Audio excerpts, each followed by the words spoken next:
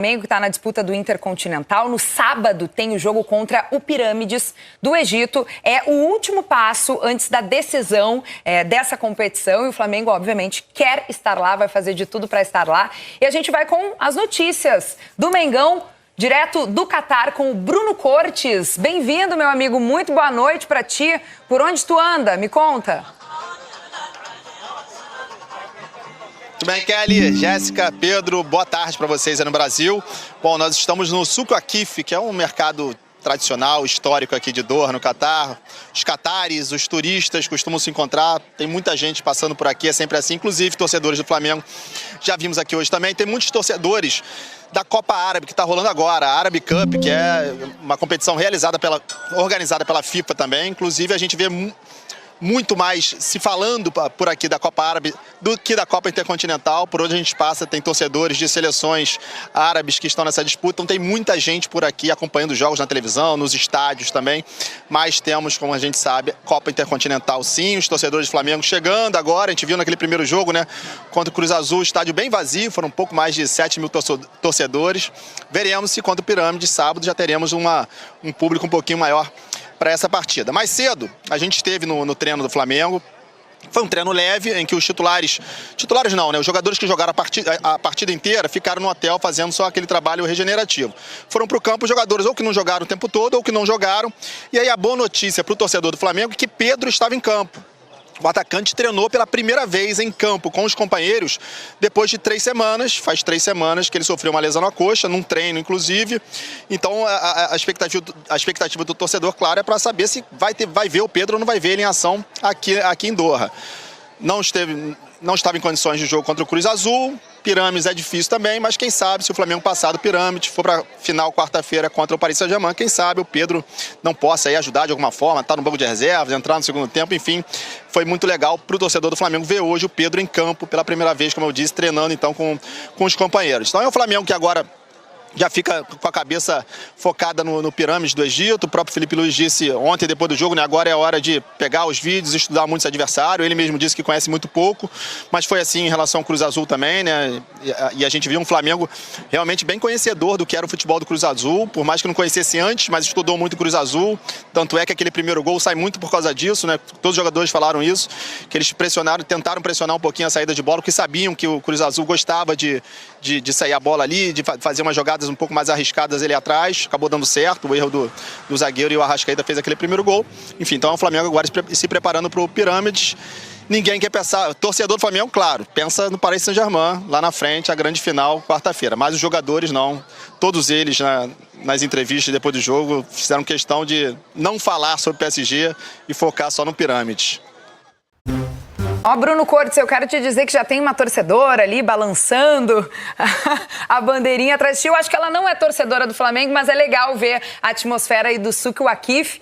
Cara, uma vez eu tive a oportunidade de ir lá no Catar, na Copa de 2022, e tem um negócio lá de sorvete, que tu vai tomar o sorvete, o cara te engana, ele derruba o sorvete, daí não derruba o sorvete, daí ele não te entrega o sorvete.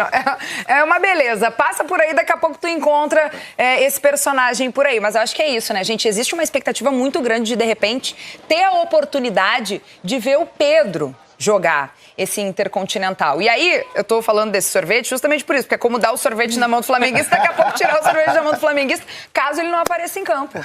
A analogia é muito boa, né?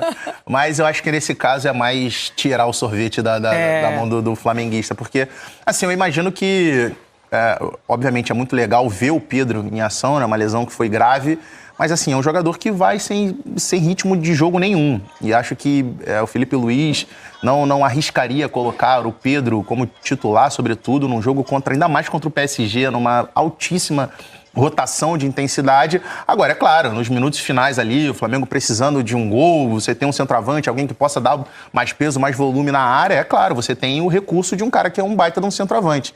Mas acho que é assim, difícil a gente ver o Pedro, principalmente como titular. Acho que ele deve entrar, assim, ao longo do jogo, na reta final, para acelerar esse processo de buscar o ritmo de jogo, né? O ritmo acho que depende de como tiver, né? Ele já tá treinando, eu imagino que ele pode entrar alguns minutos, assim. Acho que se ele tiver condição, né, saúde para entrar, seria interessante ele entrar nos minutos finais, assim, para ganhar esse ritmo, pensando na se o Flamengo passa pensando na final contra o PSG, porque o Pedro é importantíssimo, assim. Acho que mesmo o Bruno Henrique tendo suprido essa carência do Pedro nos últimos jogos, né? Porque ele teve um momento de dificuldade para fazer essa função.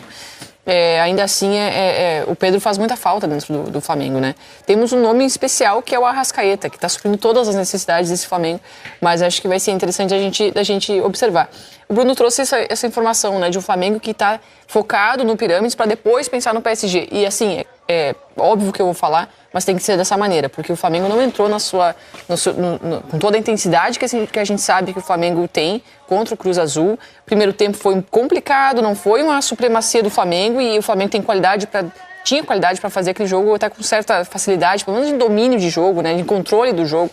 Controlou, mas assim, a gente sabia que a rotação do Flamengo poderia ser ainda maior, né? Então, assim, contra o Pirâmides, isso precisa aparecer.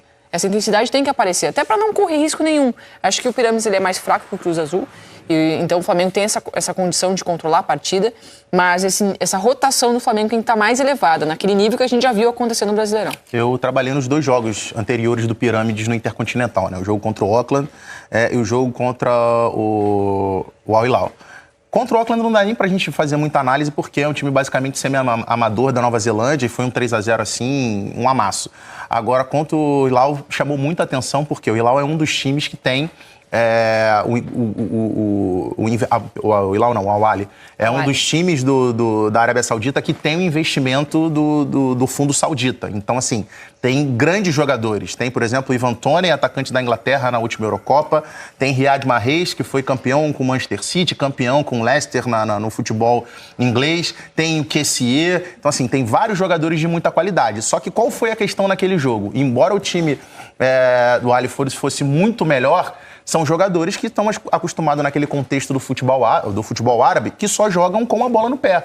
Então, assim, o time, quando perdia a posse de bola, foi um atropelo do Pirâmides, porque é um time que, embora tecnicamente não tenha nenhum grande jogador, não tem nenhum grande destaque individual, mas é um time muito intenso, muito rápido, um time muito leve, de velocidade nas transições, de recomposição muito rápido, de ataque também, nos contra-ataques também muito rápido. Então, assim, foi um atropelo total contra o Al-Ahly. Então, assim, é algo que o Flamengo tem que ficar muito ligado, porque, como a Jéssica disse, se o Flamengo entrar num jogo decisivo, que certamente o adversário, que está descansado diferentemente do que foi o Cruz Azul, que chegou lá exausto fisicamente.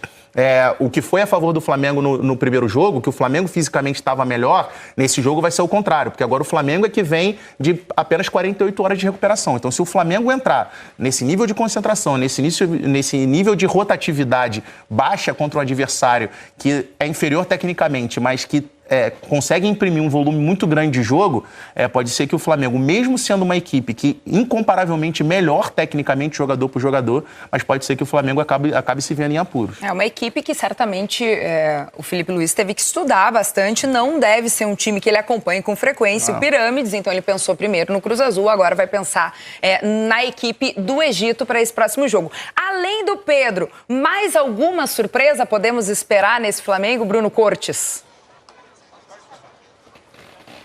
Bom, Kelly, assim, o Felipe não tem dado nenhuma pista de time titular, nem inclusive foi assim contra o Cruz Azul. A gente sabia que tinha uma tendência de ser aquele time titular mesmo. A única dúvida era na zaga, Danilo ou Léo Ortiz. Ele optou pelo Léo Ortiz, agora também não tem nenhuma pista, mas ele mesmo na coletiva ontem, depois do jogo do Cruz Azul, ele falou, né, agora a gente vai ver como que esses jogadores vão se recuperar. Como vocês mesmos disseram, é pouco tempo, né, entre um jogo e outro, um jogo quarta-feira, outro jogo sábado, e agora que ele vai ver quem tá bem, quem não tá, quem se recuperou bem, quem não se recuperou tão bem, assim, veremos se todos terão condições de jogo. A ideia dele certamente é ir com esse time, o time que ele considera titular, que tem sido o titular do Flamengo, pelo menos a base do Flamengo. Agora, também é verdade que é um Flamengo, né, que vem de uma temporada super intensa, são 76 jogos no total, mas também é um Flamengo que se preparou para isso, né? Sabia que teria uma temporada dessa, imaginava que poderia chegar até o fim da temporada disputando o título como está disputando. Tem um elenco muito forte, a gente vê um elenco do Flamengo sendo usado, né? Muitos jogadores que entram e dão conta do recado, titulares e reservas que meio que se misturam, né? Tanto é que a gente vê, por exemplo, né, o Luiz Araújo, por exemplo, nesse time do Flamengo, hoje é reserva, mas é o cara que mais tem jogos na temporada. 66 jogos na temporada, então tá toda hora entrando e saindo. Enfim, nesse jogo com o Cruz Azul, a gente viu, por exemplo, o Plata entrando bem também, jogou bem Cebolinha, que vem numa fase boa nessa reta final de temporada, também entrou bem, deu passe ali para Arrascaeta na hora do gol.